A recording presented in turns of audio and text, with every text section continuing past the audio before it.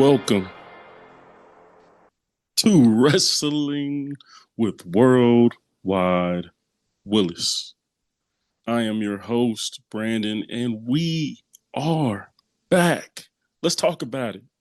As Trick Williams would say, we back, man. We're back. I know I've been gone for a long hiatus. For those that don't know, I do coach basketball on this as my second job, and yeah, it got kind of crazy there for a little bit.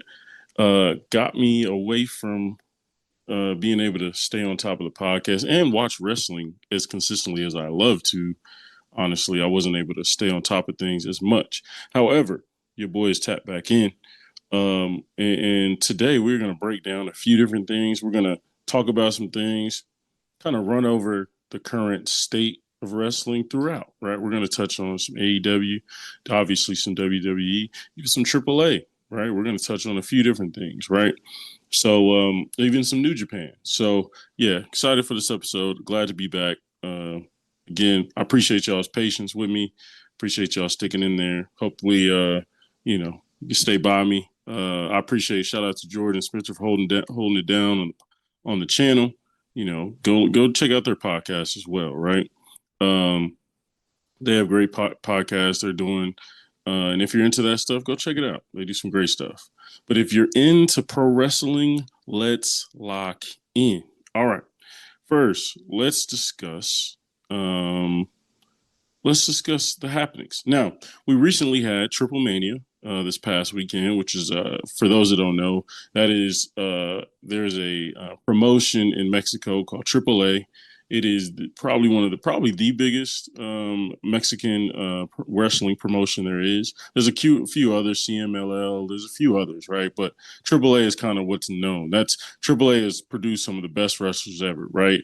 Eddie Guerrero's come through there. The Guerrero family, like pretty Rey Mysterio's, like plenty of guys who went on to have success in WCW and in WWE have come through AAA. Chris Jericho, I want to say, even wrestled in AAA for a while. So plenty of guys went through there. It's a great legendary promotion. I love those old school legendary promotions because it's like they have their own history and their own lore on their own. So they walk in with a level of respect. But yeah, I thought it was a good event. I think it streamed live on YouTube, which has kind of been the case for the last, at least as far as I'm aware. For those that have been with AAA locked in throughout, appreciate y'all. This is my first kind of couple events with AAA since they've been kind of crossing over, and they have been streaming their events on YouTube, which TNA does. There's a few other smaller promotions do. It's pretty smart. Get more eyes on it and make it a little easier to get to. But they streamed it and they had the most viewers they've ever had, right? They probably have one of their biggest gates they've ever had as far as they were in Mexico City. They had a big packed crowd. So it was a great event. I think some of the standouts, I think, are obviously Dominic Mysterio. I think honestly think he should have won it. I think he fought for the AAA championship, and I think he should have won. El Vikingo, excuse me if I'm pronouncing that wrong. He ended up winning. And one thing I realized that I had to Google, honestly, that I wasn't as tapped in about was the Mexican population at large wasn't rocking with him. Like every time he came on the screen, they booed him, which I was like, oh wow, like I thought this was the next guy up, right? Like this guy's been pushed by plenty of promotions, right? El Vikingo he showed up in AEW for a little hot stint. Then he popped up here in AAA. He immediately became the champion. He beat Albert Del Rio, Alberto Del Rio, who was for those that are WWE fans, he was obviously in the WWE in the early 2010s. Really good wrestler. I enjoyed his wrestling, but not the greatest human being. And he has a couple bodies on his resume, and so WWE, like when AAA was acquired by WWE, for those that don't know, WWE bought AAA, right? Kind of like WWE bought ECW, kind of like WWE bought WCW. They have now purchased AAA, right? So they're going to be basically AAA has WWE's backing essentially. And so when that happened, Alberto Del Rio was the champion. Now, WWE's like, we can't have a controversial champion. We can't have a champion who's literally murdered someone. Yeah, I know it sounds crazy, but he's literally has murdered someone. He has some other sexual allegations going on. Just not doesn't seem like the greatest human being. And so WWE was like, nah, we gotta get that. So we're gonna have him drop the belt to Vikingo. And he obviously the Mexican population was rocking with Del Rio. So they didn't like that Vikingo beat him. They also didn't like how fast Vikingo came into the promotion and then immediately won the world title. Like they wasn't rocking with that. And so man, I'm telling you, the whole night he was getting booed. And the whole night they were rocking, they were like going crazy for Dominic Mysterio. So I just think I kind of understand it because Dominic, I think they're in a weird spot. I think Dominic having the IC title kind of complicates things because you don't want to stretch Dominic too thin and you don't want to overexpose him, right? You don't want him to have the AAA title and then also have the IC title because now he's missing in one brand or the other, which both titles are very important to both brands. So I kind of get it. I could see Dominic potentially losing the IC title and then going over to Mexico and winning the AAA title and bringing it back and showing up with it. I could see that, or the other way around, whichever. Um, I just I preferred. I think everyone preferred for Dominic to win it because he's so hot. He's one of the hottest wrestlers in the game right now, and he just. I think he would give that thing a boost.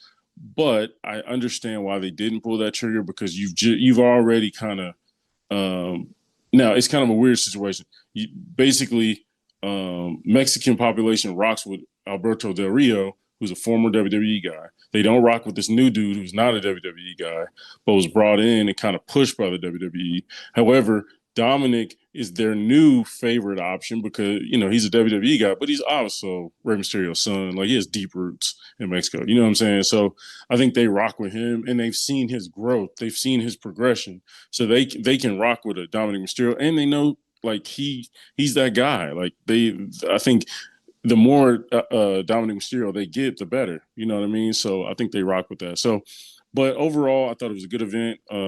Obviously, Mr. Iguana, outstanding character. I think he's a star. He obviously showed up on this past episode of Raw. I think he's going to continue to show up. I think he could show up in NXT at any point. Like that's a smart guy to push because his gimmick is funny, yet he can still wrestle. And I also saw people kind of like, man, WWE ruined AAA. It's super goofy now. I'm like, bro, you don't really understand AAA if you know what I mean. You don't really understand it AAA, like, because I think people think that like somehow WWE changed AAA and now AAA is a little more goofy. No, like AAA's always had a sense of goofiness, a sense of comedy, like very heavily comedy based. Now, not I don't want to say every match is goofy. Don't get me wrong. There's some straight up bangers in there, right? I think Andrade was in AAA. Like they had some hitters, right? But they also will give you a comedic element of the show, which is what most promotions do. They do it a little. They do it a little more and a little better, to be honest. Just think about it, like Lucha Libre, right? Like there's some things, they're fantastical things you kind of have to add to the show. Most people are wearing masks. Like it's just part of the culture, right? That's what's kind of expected. So to me, there was nothing wrong with having, they had a little person come out in the Royal Rumble. They had all kind of crazy stuff going on. They had a Finn Balor and Mr. Iguana faced off with puppets or with their little stuffed animals, whatever you want to call them, and they went at it. Like it was funny. Like it was good, harmless fun, right? So I think people always. One thing about you've got to realize is people will always find a way to blame the big guy, right? They will always find a way. You'll see dudes on the internet right now, man, WWE's cooked, man. Let's say WWE has one bad show or is not as hot as it was maybe 6 months ago. They're like, oh, WWE's cooked. WWE's cooked. They're on their way down. Triple H is, I told y'all about Triple H. You know what I mean? People find, they have narratives in their head and then they wait for an opening that kind of agrees with what they had in their head, and they just throw out a take, and none of it makes sense, right? Like Triple A is going to do numbers now that it's partnered with WWE, and I think WWE is going to benefit from it, right? But WWE has always had, at least under the Triple H era, and even somewhat in the Vince era, whether it was kind-hearted or not, they always had a vested interest in the Mexican population and in getting into Mexico and making money in Mexico. So I think that's something they're really big into. I think the next big thing that the WWE is going to be doing is Japan. I really do. I think that's the next place that they're going to really hone in on. Like if they can purchase Noah or and they're never gonna. I don't think they're gonna purchase New Japan. That'd be I don't really want them to purchase New Japan. I kind of want New Japan to do its own thing, but I think they're going to purchase a promotion in Japan and start working through there. Maybe even Stardom. You know what I mean? Like that'd be dope to me because that place is just, I mean, a factory when it comes to putting out outstanding wrestlers. So that'd be dope. But yeah, TripleMania overall thoughts. I thought it was a great night. I thought it was a great night for wrestling, a great night for AAA, and just a beautiful celebration of wrestling throughout the world. And that's one of the reasons I love wrestling, bro, is because I kind of laugh when people are sort of like, you like wrestling? It's like, bro, I don't think you understand. This is like $1 billion industry. Like has been $1 billion industry since like the 90s, my boy. Like it ain't, if you think it's $1 billion industry off of some kids, you're sorely mistaken, right? Most fans are grown-ups. Most fans are the ones buying the tickets, purchasing the merch, you know what I mean? Like, oh, buying the streaming services, purchasing the pay-per-views. Like it's just, I love pro wrestling because it's a worldwide thing. Sort of like I love basketball. I love basketball. And I love basketball because I fell in love with the world. I love that it's a worldly game, right? It isn't football. It isn't just played here and no one else knows what the hell you're talking about. No, I can go watch an NBA game tomorrow or an NBA game, and then later on that night watch a game in Croatia or in Israel, or you know what I mean? I can do that. Same thing with pro wrestling. I can go watch Raw last night, and then I can go watch New Japan. You know what I mean? Or Evolve, or I can watch all kind of stuff, right? And so I just think that's a beautiful part of the sport, and I'm really excited about it. I do want to talk about the ESPN thing. I think that's something that obviously during my hiatus was something that really happened that was huge.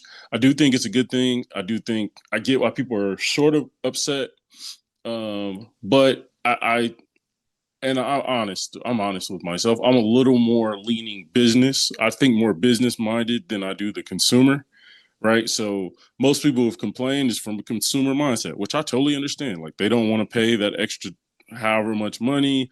They don't like that it's now going to be lumped in with the sports based thing. They don't like that it's not just one place. They don't even know if the library is going to. I get it. I totally get it. I'm usually more of a macro thinker than a micro thinker, right? I'm usually thinking long term. I'm thinking, okay, this is huge for WWE.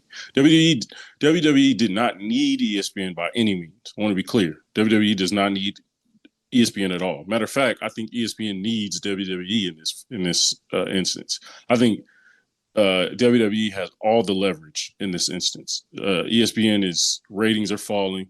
Their traditional broadcasting has gone to the wayside. Right, nobody watches Sports Center anymore. They barely watch games in general. They've purchased some NFL games, so that's good. But like outside of that and some college football, like they're kind of cooked. So to have a new thing that's going to bring in viewers, that's huge, right? That's huge. And so, especially in this moment when wrestling is at its hottest, I think it's a good thing. I think for WWE, I think it's a brings a little bit of more legitimacy, right? I think we've always tried to move towards we've wrestling people have always saw wrestling as a sport. We're just a different kind of sport. But I get those that don't think it's a sport. That's fine. That's your own prerogative. But I do think us being on ESPN gives us a little more of that stamp of legitimacy as far as like being a sport and being because I mean, let's be honest, like ESPN has uh been broadcasting some bullshit for years, right? Some stuff that has nothing to do with sports, right? Hot dog eating contest, poker, you know what I mean? Like all kind of stuff, right? Dog competitions, like all kind of BS that they just use to fill time, right? Now they can actually have a legitimate sport who first of all on its own program is gonna be great. But think about how much stuff they're gonna be able to put out, bro. Like think of how good those 30 for 30 series were. Think of an ESPN led 30 for 30, or like we talked about WWE Unreal, or things of that nature. Like they're gonna put so much money into the behind the scenes, documentaries, all that stuff. Like the programming is gonna be crazy. And I'm hearing Disney is gonna purchase WWE's library, which is even better, right? To where I can watch a football game and then I can go watch a 19 or 2001 match between Stone Cold and Rock right after. Like that's dope to me. So that's really good and legitimate. And so I think it's a good thing. There's always pros and cons to everything. Obviously, I thought Peacock honestly was a rough go at the beginning, but ever since I thought Peacock did a great job. I thought broadcasting was really well. Never really had any issues as far as streaming.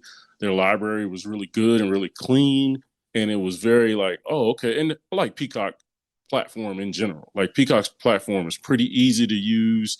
I always love trying to like judge and rank like a usability between the different streaming services, and I thought Peacock did a really good job. So I'll miss that. ESPN, we'll see what apparently they're revamping that entire app and entire streaming service for ESPN. They're revamping it, so it's kind of hard to judge right now, but they are revamping it, and I think they're going to have to make it easier, especially with WWE. Is hard because if I purchase the NFL, I'm purchasing the NFL with their library. I'm not purchasing the library, right? I'm not purchasing the 1968 Super Bowl, right? I don't. They're not going to carry that. But when you purchase the WWE, you have to understand that the fan base wants the library, right? The fan base wants to be able to go watch the 1997 Royal Rumble or the 92 Royal Rumble, or you know what I mean, or Rock Hogan at WrestleMania. Like people want to watch that at any time. That's the beautiful thing about wrestling. You can pull up a match and it's great to rewatch matches. Unlike maybe like sporting events where like rewatching games for some people isn't the most enjoyable. I also like this because I mean, for a person like me who's into sports, my two favorite things, basketball and wrestling, on one platform. Oh man, like that's heaven to me. So I get for those fans who there's a lot of wrestling fans who are not into sports. So they feel a little forced into purchasing the ESPN and just so they can have the opportunity to watch wrestling and then not be able to watch anything else. The good thing about Peacock was if you were into wrestling and then obviously you like shows and movies and all this other stuff, boom, you can just stay right in there, right? Peacock has really great content. ESPN does too, but obviously if you're not in sports, it's kind of hard to get around, ESPN programming. But again, overall, I think it's good. We'll maybe later on in the episode break down a little more of the details, but I think overall it's a good thing. All right, let's talk about some of the things going on in WWE. I really like. I'm liking the vision. I don't like. Well, okay. I like the stable of Seth Rollins, Braun Breaker, Brunson Reed, Paul Heyman. Love that. I don't like the name. The vision is kind of trash. Like the vision is very like um the vision is a name for something that's very kind of low key fantastical, something that's kind of more on the non logical side. Like this group seems like a group that's just gonna beat your ass, right? And to me, the vision that doesn't fit what they're going for. I thought somebody talked about calling it the Dangerous Alliance, which is a name that was used back in the '80s and '90s for a faction back then. I thought that would be a great name. Like it sounds kind of corny, Dangerous Alliance, but like it makes sense. You have Braun Breaker and Brunson Reed. I don't give a damn about a vision. Like them two dudes is gonna beat your ass. Like the vision. Like what do you mean? You vision? Like I guess I just don't get it. I don't like the name. I think it needs to be something a little more hard hitting, a little more in your face. Um, just like these guys are, right? Like Paul Heyman is in your face, Bronson Reed is in your face, Braun Breakers is in your face. Whereas Seth's a little more hands off. But like I just think it's a poor name, but I do like the build of this faction. I think there's something that can really do some dangerous things with this group. And for the most part, I like what they've done so far. It's a little repetitive with them coming out first and all that. I get it; he's a champ, but they should probably do a little more backstage stuff. Probably just mix in a little bit. They ain't got to come in, talk, get interrupted, then start for the main event.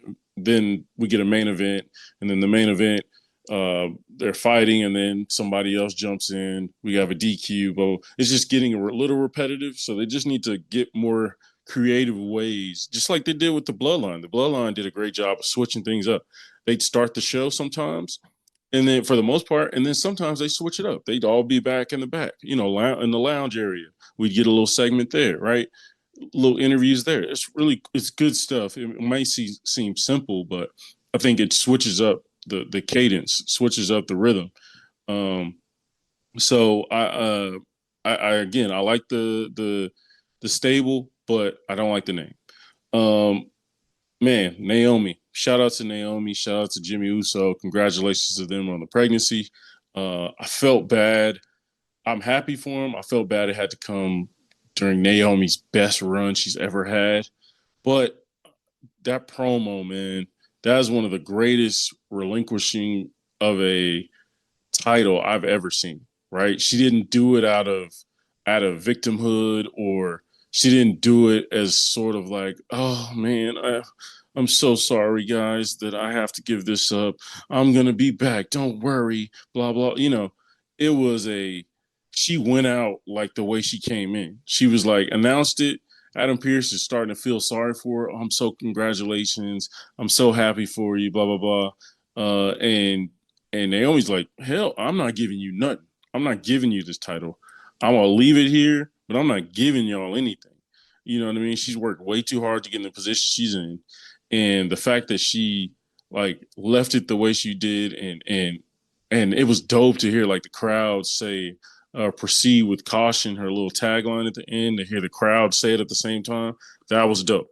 So that lets me know, okay, all right, whenever she gets back, 9 months and some change, as she said, she's going to be ready to go from at that point, right? Like there's not going to need to be oh, she's back. Okay, we need to get her back and familiar with the crowd. And no, she's going to be hot from the moment she gets back, due to the work she's done, but also the fact that she left on such a high note. Because people are always going to remember this particular promo for Naomi, right? This is one of her best promos. So I just think, man, she's improved so much, and I think a lot of it is due to this her being herself. Like this is Naomi turned up a little bit more. You know what I mean? You can tell it's natural for her. It's not she's not having to play a good guy or overdo a bad guy. She's just being herself, and it's coming off great. So shout out to Naomi. I am interested in what we're going to do with this title. Obviously, Stephanie Vakir had a title shot at Clash in Paris. We'll see who she'll be facing for that title. We'll see. We'll see how that works out. I am interested in an Io and Rhea potential tag team champs, potentially. I think what's going to happen is we're going to get an Io Rhea versus Roxanne and Raquel for the tag titles. I think we might get that at Clash, or we might get that on Raw maybe after. But I could see that, because I think they're teasing Io getting kind of betrayed by Asuka and Kairi Sane, like, you know what I mean? Because that's her girls, right? That's her day ones. But I could see them portraying her and then trying to go for the titles, and then you can have a feud with them too, with Rhea being Io's partner. So I could definitely see that happening. That'd be a cool little feud. Keep them busy for a little while We have Stephanie Bakir over here trying to get her title, maybe versus Bianca. That'd be a great match too. All right, let's talk about Clash in Paris. So far, we only have a few confirmed matches, but let's talk about the ones we do have. So we have Seth Rollins versus Jey Uso versus LA Knight versus CM Punk for the world heavyweight title. Now, I got to be honest. I don't like that Jey is in this. I don't think Jey Uso should be in this match. I think they kind of threw him in there just off of his popularity and all this stuff with the crowd, but I just don't think he deserves this title shot. I think LA Knight does, CM Punk does, right? It makes sense why they got it. But the fact that Jey, they kind of just shoehorn Jey in this match, I'm not cool with that. I get it, 4-way match. I always love 4-way matches. Triple threats are great, but I feel like 4-way gives you a little more of a obviously it's even. It's more stuff you can do. Obviously, there's more room for error, but I do think with these 4, it'll be really good. And hopefully, I think Seth retains, but it would be dope if CM could win or LA Knight. You know what I mean? LA Knight's doing great work, so that'd be dope. Then we have Cena versus Logan Paul. We know what this is for. This is for the extremely casual viewer, the person who hasn't watched wrestling in watches wrestling every 2 years, and it's like, oh, did you see Logan Paul and Cena are going against each other? Oh my god! For people like me, I could care less about this match. I do think Cena put out one of his best performances against Cody at SummerSlam. I do, but I'm not necessarily. I don't know if John can do that again at this age, let alone his skill level. I just don't know.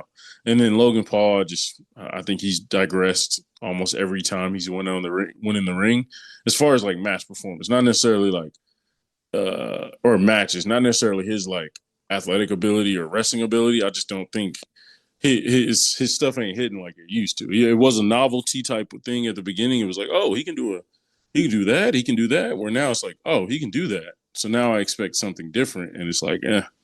So this match just isn't for me. I'm not the fan base this match is made for, and that's fine. That's okay. Drew versus Cody. I think this will be a great match. I am interested in some of their build. I hope we get more like one-on-one promos and them talking to each other and going, not necessarily going at it physically. I want them to go at it on the mic because I think Cody's one of the best promos and Drew's one of the best promos. Let's see that in action. Let's see them two in the ring together going at it. Because I mean, Drew made a great point. Drew was basically like, I was Cody Rhodes in 2020, which he was. He was the best baby face in the company in 2020. He was holding the belt. He was holding the entire company down during that time. And he was on a hell of a run. I'm going to do and speaking of which, I think I'm going to do a documentary style episode, potentially on our YouTube channel. Go check out League of Melanated Gentlemen podcast YouTube channel. I'm potentially going to do a documentary style episode where I talk about the how impactful and how big the pandemic era was for WWE and how it spawned into what the greatness we're getting today. But yeah, we'll touch on that a little bit. But I mean, Drew did make a great point as far as like, I was that guy. I was the guy pleasing all the fans. I was the guy holding it down, defending my title against any challengers. But he basically said like, but I was smart and I was willing to do what other people aren't now. So I love that dichotomy, and I love them two facing each other. I think it can be a huge feud as long as they don't rush it. And as long as they use storytelling, again, you let them two sit on the mic. They're going to come up with a great promo together. So don't just make it just sneak up violence in the whole time. Because we both know these guys can wrestle. I don't need to be proven that Drew will go, be dirty. I don't need to be proven that, right? I know that, but let's get on the mic. Let's have a hot mic and let them do their thing. Sheamus versus Rusev, another match I couldn't care less about. Why are we doing this in 2025?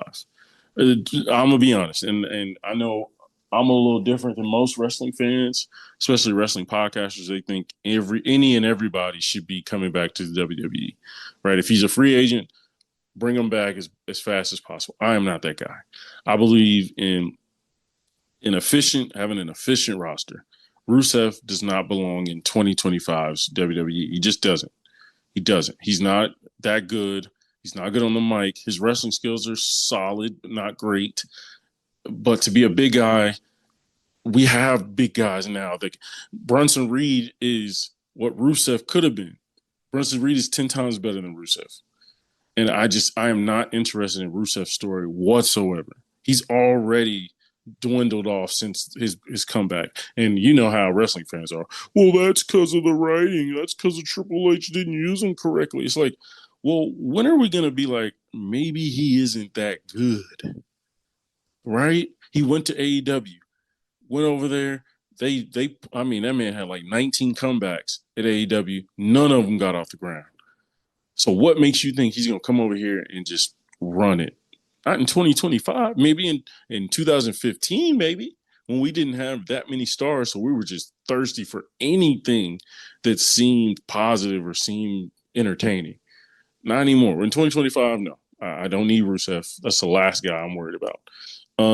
Becky Lynch versus Nikki Bella for the Women's Intercontinental Championship. That'll be interesting. At first, I was like, I'm not interested, but I remember I said the same thing about Becky and Trish Stratus, that cage match they had, and they put on an absolute banger. So I am not going to doubt Becky Lynch. One thing I've realized about Becky Lynch, I've learned is that Becky Lynch can put together a damn good match.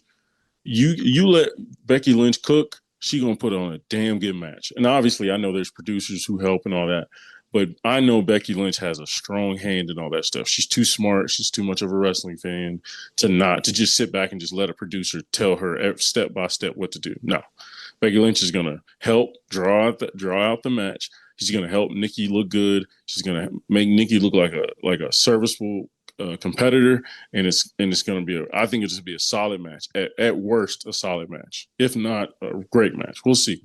Not a big fan of Nikki Bella's wrestling style, but I don't blame her. Right, she grew up in a time where it was Diva Championships, and if you could do a solid clothesline, they were like, oh my god, if you could do a German suplex, they were like, oh my goodness, she's Kurt Angle. You know what I mean? It's just low standards back then. Damian Priest versus Aleister Black. I'm kind of excited for this one. I don't necessarily love what they're doing with either one of them in the ring or outside of the ring. Like Aleister Black and R-Truth should have nothing to do with each other. That was the dumbest thing I've ever. Like if I would have been we talk about WWE Unreal, they need me in there. They need me in there. I would have been a hit. I would have brought ratings because I would have said, you people are stupid. In certain instances, you people are dumb. Now, some of the stuff they came up with, amazing. But if I would have been like, are we seriously trying to bring back Aleister Black? And the first thing we do is we don't have a matchup against Melo. We don't have a matchup against Andrade. We don't have him going a long, you know what I mean? A long thing against maybe LA Knight or anybody like that. No. We're gonna have him have a series of matches with R-Truth. Like I would have been like, bro, what are we doing? You might as well send him back to AEW if you're gonna do that. And I have faith in Triple H. I think Triple H has always really liked Aleister Black, so I think he's gonna push him. But I am a little worried about where we're at right now. Right, a little worried. Speaking of worried, I want to go on my Melo. I feel like I'm going to do a Carmelo Hayes rant every episode. But what the hell are we doing? Just let me write his story. Please, WWE, contact me. I will write his entire story. You ain't got to pay me for anybody else. I will literally stand there, come every weekend for SmackDown, and I will write his storyline. Because him with The Miz does not make sense. People say, well, The Miz has put on a lot of people. He has, but he's also failed numerous times, right? Like in the last 6 people he's gotten, most of them have not worked out well. Now he did go with LA Knight, but most people were already rocking with LA Knight before that, right? Just like people are rocking with Melo now. Like we don't need Miz's hand holding. Just put Melo, and for a sec there, they were putting Melo in big positions, but he was getting beat every single time. But then when you just gave him an opponent and said, Cook, give me a great match, what did he do? He gave you a 7-game series with Andrade that people still talk about to this day. So again, we don't have to overthink it. I think sometimes with black wrestlers, unfortunately, because they don't have any black people in the room, they overthink it. They overthink it, and they think either do something, they can't think of anything, so they totally avoid the situation rather than just being like, hey, let's just have, just like you treat everybody else, let's just have him go for a title. I know it's crazy, but why wouldn't Melo Hayes, who's won the Cruiserweight, the North American, and the NXT Championship, why would he get to the main roster and be like, yeah, I don't really want a championship. I'm kind of good. I'm him, though. That makes no sense. It makes no sense for the character. So please, just have him go after the United States title. All right? He should be the one to win it. There's no reason the Solo Sokoa should be getting titles before Melo. I'm going to be honest. There's no reason that Jacob Fatu should be having a U.S. title before Carmelo Hayes. I'm just saying. I love Jacob. But to me, if I'm investing, I'm investing in Melo first. I'm putting my money on Melo because there's nobody else in the roster like Melo. Don't get me wrong, Jacob Fatu is a special human being, right? There's not many people can do what he can do, but we have literally like 95 Samoans who bring a similar aesthetic. Not as good as in the ring, we all know that, and probably don't have the type of aura that Jacob has, but Melo just something about Melo has the it factor. So does Jacob a little bit, but Melo has the it factor to carry your company. I don't think Jacob has the carrier company type of aura. I just don't. I think he can be a mainstay. He can be the Kevin Owens of his day, but I just don't think he has the aura to be your main champ. Where I think Melo does, and I think they've kind of overthought it with the size thing. This is where Shawn Michaels needs to be in the room and be able to be and talk to them and be like, hey, what are we doing? Like, we're overthinking it. But anyways, all right. That's my Melo Hayes rant. I'll get over it. And then we have, obviously, Stephanie Bakir versus someone for the title. We'll see who that is. Roman Reigns versus Bronson Reed at Clash in Paris. I love this. I think it's really smart to have Roman go against Bronson Reed because a lot of people would be like, oh, Roman versus Braun Breaker, of course. And it's like, no. Be patient. Be patient. Also, let Brunson get a highlighted match. Brunson doesn't get that many pay-per-view matches, especially single pay-per-view matches, right? He deserves this type of match. He really does. With his work over the last couple of years, like everything he's touched, he's killed it, right? Stealing Roman's shoes, right? I'm sure that was ad-libbed and then became a thing and it became a part of their story. So to me, yeah, they should do Brunson versus Roman, and I think that's going to be a really good match, and that'll be fun to watch. All right, that's WWE. Let's dig into AEW and a little bit of New Japan. We have Forbidden Door coming up. Forbidden Door is one of my favorite PLEs of anybody. Like even obviously my favorite is probably Royal Rumble, Survivor Series, Mania, and then it might be Forbidden Door after that, low key. I just love the thought of it. I love best versus best type stuff. I know that sounds corny, but that's why I always love Survivor Series. It was the best of each brand against each other, or our five best versus your five best, where I feel like Forbidden Door is what that should be. Now, we'll talk about how they fell short in some areas of meeting that expectation. But Forbidden Door, we're going to have Hangman versus MJF. I think this is going to be a really good match. I think these two are both obviously some of the few of the mainstays in AEW. I think they'll have a really good match. I kind of wanted Hangman to go against somebody I kind of wanted Hangman versus Zack Sabre Jr. I thought that would have been a more fitting Forbidden Door type of match. But I get it. MJF's right there, and he just got kicked out of the Hurt Syndicate. So, and he deserves it. He's a main event guy, so it makes sense. I just didn't think it needed to be at Forbidden Door. It could have been literally at the next pay-per-view, but whatever. That should be a really good match. This next one I'm really excited about is Swerve Strickland versus Okada. That's going to be amazing. Like them two, like they're going to cook. They're going to have a great match. Okada's one of my favorite wrestlers in the world. Swerve is up there too.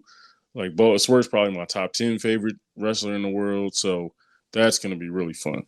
The next one we have for the tag team titles, we have the Hurt Syndicate versus either FTR or Brodito, which is Bandito and Brody King's team.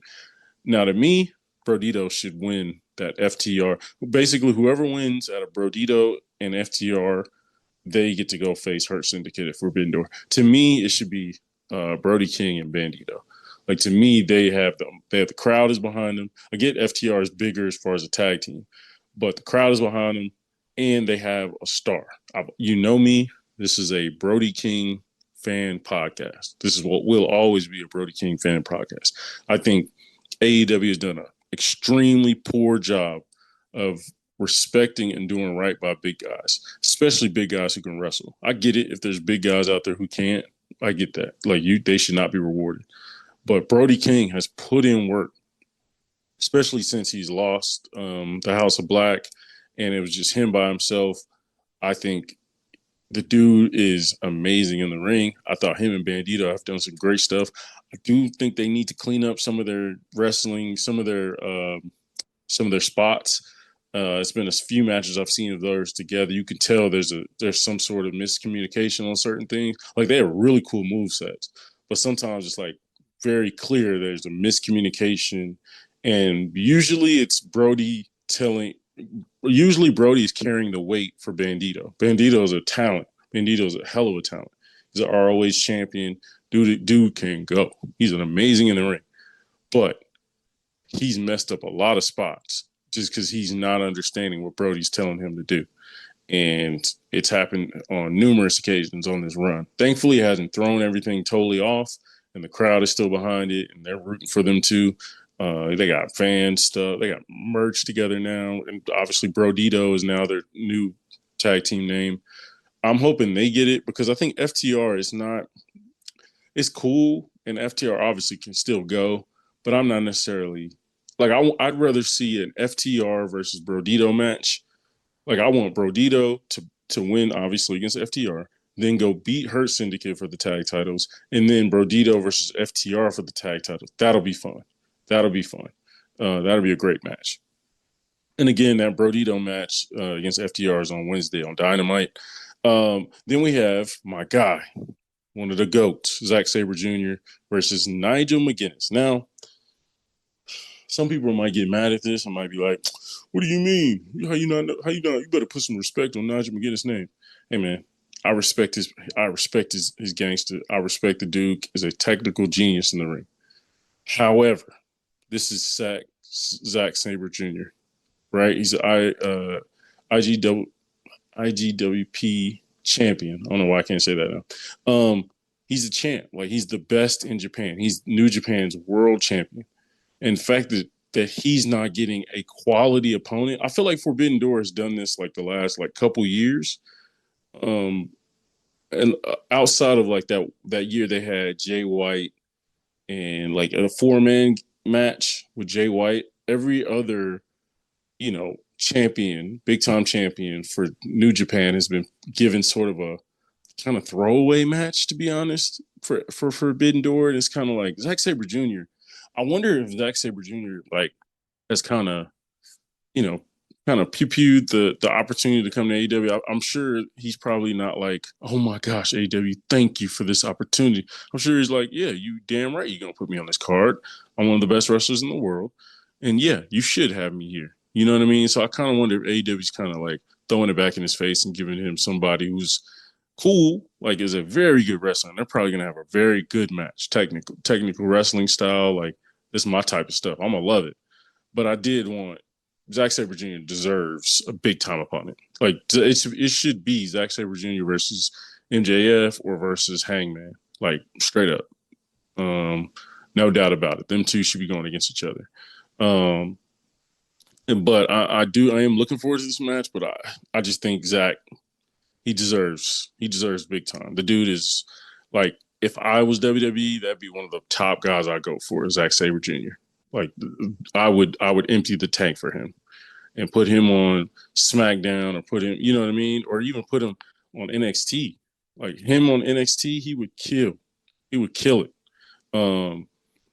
But yeah, then we have Tony Storm versus Athena. Man, I really love. It's funny. I was watching those kind of documentaries they put together of Tony Storm's kind of. It basically documents Tony Storm's timeless Tony Storm's like story on YouTube, and man, it was so good. Just seeing her progression and just seeing how good she is as a character. So obviously, I'm rooting for Tony on that one. But I just think also I want to shout out to her and Mercedes Monet for having a classic match at All In Texas. I think that was a great match. And those two women are just some of the best in the world. Like I know EO and I know like some of the best wrestlers in the world are over there in WWE. Well, they're also over here in AEW. Like the AEW Women's Division is strong right now. So and most of it has to do with EO Scott. I mean, with Tony Storm, and Mercedes Monet. They had a banger of a match, and I think this one will be a banger with Athena. Athena, for those that don't know, formerly known as Ember Moon, who was in NXT in WWE for a little bit. Really good wrestling. She's had a great run in Ring of Honor. And then there's a lights out steel cage match. It's a bunch of people in there. You know, AEW, man, they'll throw 17 people in a match. That one, not as interested in. I do want to see Gabe Kidd. Gabe Kidd, for those don't know, is New Japan wrestler. New Japan wrestler, who I'm very high on. I think he has superstar written all over him. If he decides to go AEW, stay in New Japan, or even go WWE, I think he's really, really good. And I think it's cool that he's joined John Moxley's group. I think he kind of brought some energy to Moxley's group that is sorely needed. If anybody knows, I'm not a Moxley guy at all, like whatsoever. I think the dude is one of the most overrated wrestlers of all time. But but yeah, so yeah, so we just ran through it all. I do want to touch on the Karrion Kross thing lastly before I get out of here. I don't care. I don't care at all about the Karrion Kross stuff. That whole drama, the whole thing, I think is just it's one of the things that frustrates me about the wrestling community is that we have such a victimhood mentality and such a like, oh my gosh, Karrion Kross is treated so badly. Oh my gosh, he went off. Dude, that's the Karrion Kross I know. Oh my gosh, da da da. Oh my gosh, they're not renewing his contract. And it's just like, dude, Karrion Kross was good. And I don't even think he was that good. But okay, if you think he's good, he was good for 3 months out of what, 5 years? Like, what are we doing? I knew it from the day he stepped in NXT. I was like, that guy's not it. People were like, oh, he's the next guy. He's the next guy. He's gonna beat Keith Lee and he's gonna be the next big time NXT champion. I was like, no, he's not that guy. He's not that guy. He's just not. Especially at that time, like we were just coming out of the black and gold NXT era. Like we had Adam Cole, Keith Lee, you know what I mean? Like Robert Strong, like Roger Strong, like we had some really good wrestlers in the main event scene. And they were like, yeah, Karrion Kross is the guy. I'm like, what? The dude can't wrestle himself out of a paper bag. But you just because he has a shaved head, some tattoos, and a cool little intro, you're thinking he's the guy? Stop it. You give that man, this is the test I give sometimes. If you give that man a default WWE 2K entrance, no music, right? He just walks out there and puts on a match. Would you be impressed with him at all? No, you would not. Right? You take that entrance away, you take Scarlett away, he's not good. Now, I'll say this: promos, his vignettes, amazing. His voice, amazing. His vignettes are always good. They always tie to each other. His writing skills, you can tell, are really good. But in the ring, he's just not good. Like we got to stop. Now, I do think they did him dirty at SummerSlam, having him be on that card and having Sami Zayn win. That was messed up. But obviously, they knew they weren't going to re-sign him. So why would you have him win? You know. So it's kind of a catch-22. But the Karrion Kross thing, man. Wish him the best, but he's not good. He's not good. And I think we have to. I think sometimes the wrestling community we don't understand the time we're in. We just think everybody should just get a shot and everybody should get TV time and everybody should get a title shot and everybody should. And it's just like, dude, there's hierarchies to this thing. Like in 2025, the rosters are loaded. Like we can't just be having floundering dudes out here. We can't afford it.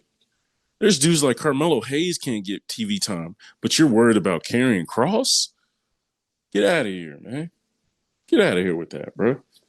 Like there's tag teams out there that can't get, like, American Made can't get TV time, right? But you worried about carrying Cross, right? Like what are we doing?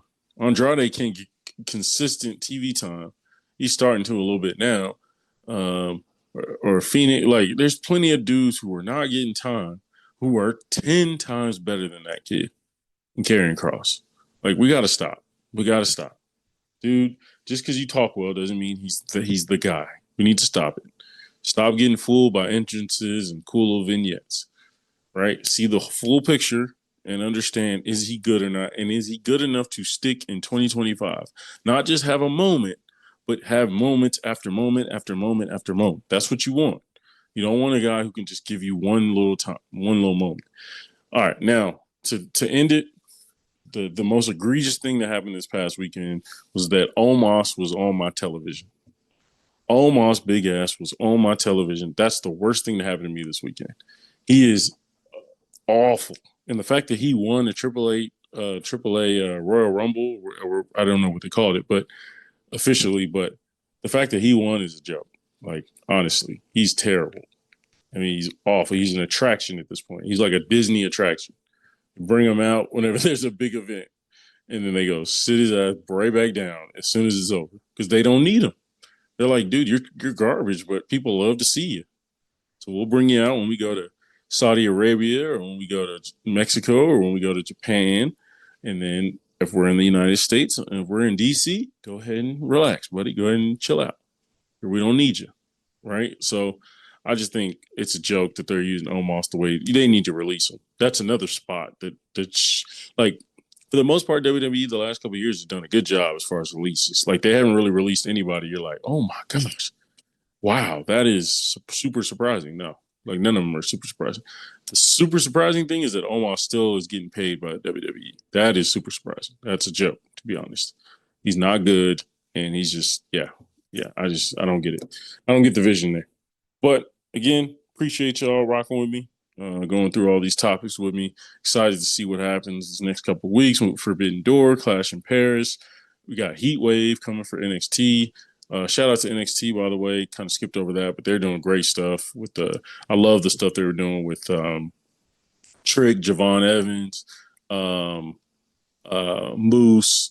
You know what I mean? And like I love all the stuff they're doing with those guys and Obafemi. Like them four having to be on the same team, them four interacting with each other, and just seeing four black men in the ring together is really cool to see too. Like all main event level guys. So really dope stuff. So shout out to NXT. Shout out to what they're doing with the women's division as well. So until next time, folks, we out. Yeah.